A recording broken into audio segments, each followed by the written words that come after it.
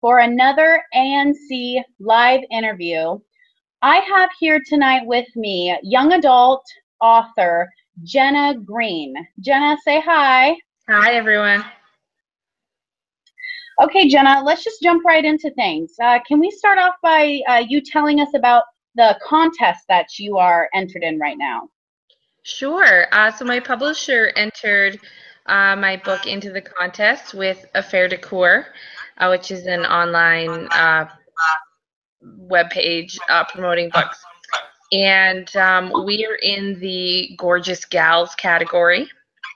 And it's really a tribute to the illustrator that did the cover, Trisha Fitzgerald, but any press for a book is wonderful. So we're pulling ahead and we're hoping to win the contest and win some free advertising. Absolutely. Well, I voted for you, and just so our viewers know, I put the link to the contest in the description in the video, so please go vote for Jenna's book, Reality. Okay, let's move on to our first question. When did you first realize that you wanted to be an author? I think it was so young that it's almost, before I ever remember. I know that when I was in grade 1 or grade 2, teachers told my mom in parent-teacher interviews that I had a talent for writing and it's something I should pursue. And I think the idea started when I was 6 or 7, and I've just gone with it since. And I've been writing since before I can even remember learning how. Awesome. And how long does it usually take you to write a book, on average? The first draft actually doesn't usually take me that long, maybe 4 to 6 months. It's really the editing that kind of slows me down. It's not as much fun as the writing part of it. It's a little bit more tedious. I also tend to write a lot during the summer because I'm a teacher. So writing 2 months of pretty much free time. I have a 1-year-old now, so that takes up a lot of time. But editing is done during the school year, so that means I don't quite have enough time to get as much done as I want. So writing, not as much time as editing, and so just a couple months. Okay. Okay. And what would you say is your interesting writing quirk? Well, I always wear a tiara when I write because it holds my hair back and it's fun. And a lot of people think all writers have to write in like 3, 4, 5 hour blocks. I write in really short spurts, maybe 20, 25 minutes at a time. And I might do that a few times a day, but I just picture a scene in my head. I go upstairs, I write that page, and I come back and I kind of visualize the next one. So it's different than what other writers do or what a lot of people think all writers do. Interesting. I love the tiara. Queen Jenna, that's what I'm going to call you. Okay. Where do you get your information or your ideas for your book? Where does the inspiration come from? All over. So I have a novel called Heroine, and a lot of the characters, the scenery behind is based on my high school and my experience in the drama department. Other books I've written, maybe just seeing something or a dream, or really they can come from anywhere.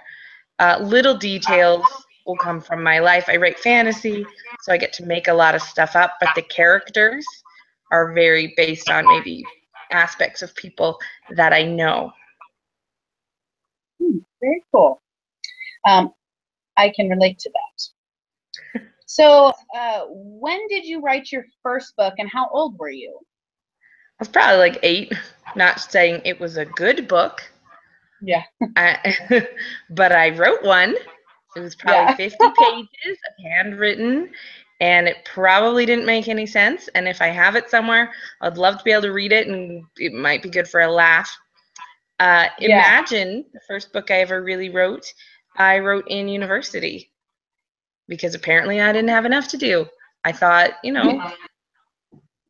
midterms and essays, why not write a novel? But I had an idea and I went with it, and it was just something I had to do, so I did it. Good for you. So what do you like to do when you're not writing? Well, I like taking naps, but those are few and far between. I am an avid dragon boater, so I paddle, I drum, I coach, and I manage teams. So I'm a big part of the dragon boat community here in Lethbridge, Alberta. And I was dancing for a while, and now my studio has closed down. So I think it's time for me to start a new hobby soon. So we'll see what, and when the fall comes and all the activities come out, what I try next. Yeah, I can't wait. What will Jenna do next? Okay, what does your family think of your writing? I have a family of non-readers and non-writers, so they admire me but maybe don't understand it. The last book my father read was in high school, and he didn't like it and he didn't finish it. But he's very proud that he has read all the covers of my books, the front and the back. Oh, good job, Dad. Yeah. And my husband, also a non-reader, he's a truck driver part-time, so he listens to audiobooks. So when we go on trips, I read my books to him, and he thinks they're great. But luckily, my best friend, she's not officially family, but unofficially she is. We met in university. She loves reading. She doesn't maybe see herself as a writer. She loves kind of the aspects of the writing process. So she helps me with brainstorming, she helps me with plot outlining. She reads all my scripts with me, and she is my go-to gal. So shout out to Rachel there. Awesome. Okay, how many books have you written, and which is your favorite? So there's a difference between how many I've written and how many I've published. So I have 3 that are published. 5 is almost done that I've written. And my favorite is always the one I'm working on, because I'm in that world. I'm excited by things that are developing. Maybe something came to me and I think, oh, that's really clever. Or I go back and read what I wrote and I kind of forgot. And so whatever I'm on, that's my passion project, and that's my favorite, is whatever world I'm currently in. I can understand that. What was one of the most surprising things that you learned when in creating your books? That the characters do things you did not intend. They have a mind of their own, and I can plot things out and say, this is going to happen, and this, and then this, and they're like, nah, I feel like doing this, and you're writing something, and it takes a different direction that you didn't anticipate, or something happens, but not at the time you anticipated. And so the characters are a little unruly sometimes, and if you're not a writer, then maybe that's hard to understand, but any writer that I talk to, they're like, yeah, I totally get that. The characters just, they don't obey all the time. They don't listen. What's with No. that? Okay.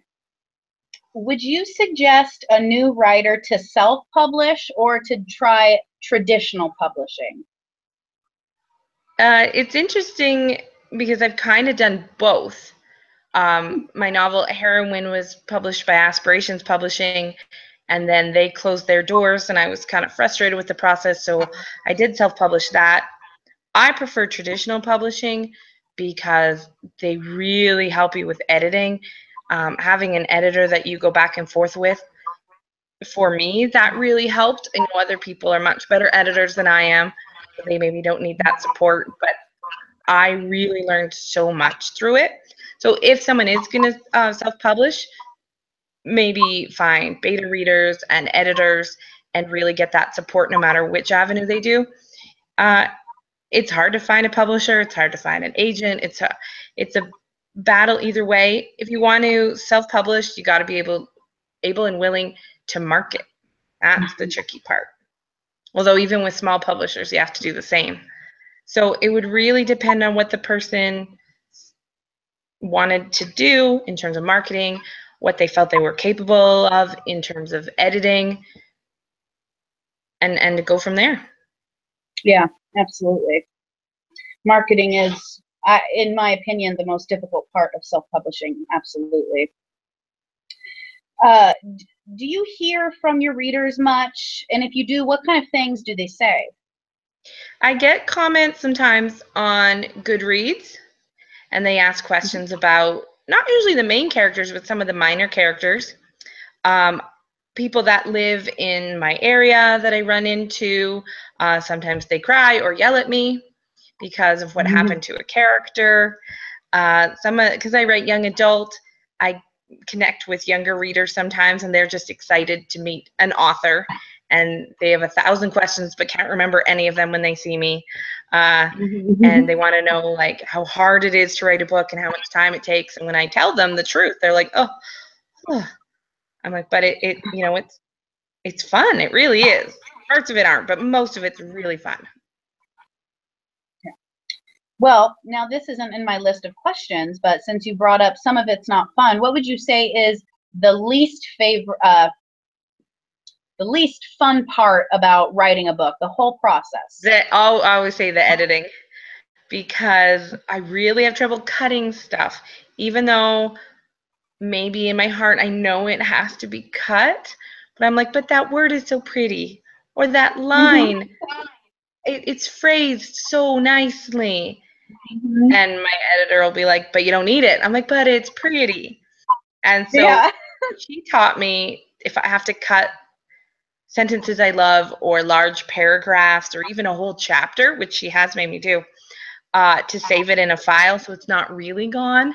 And I can use it for promotion or sneak peeks or things like that, which I haven't yet, but it gives me this feeling like it's not really lost. So she's really good at, I know, she's got good advice. She's got, it just helps me with that. But editing is always tricky, and my husband always comes up and laughs at me and says, I'll bet you wish you'd written a shorter book. And then I have to throw my computer at him. But oh, absolutely. Brainstorming is the best part. Editing is the roughest. Okay, what would you say is the most influential book that you've ever read? Maybe not necessarily your favorite book, but the most influential. I thought about this, and it's really hard to come up with an answer. I think it changes every year, where I'm like, this novel has changed my life. And then, like when I was in grade 12, 1984, I was obsessed with that book, and it changed my ideas of what a book could be. And it could be depressing, really, really depressing, and things don't end up happily. And then when I was in university, it was Pride and Prejudice. And I think one of the ones that's really stuck with me over the years is The True Confessions of Charlotte Doyle. It's by Avi.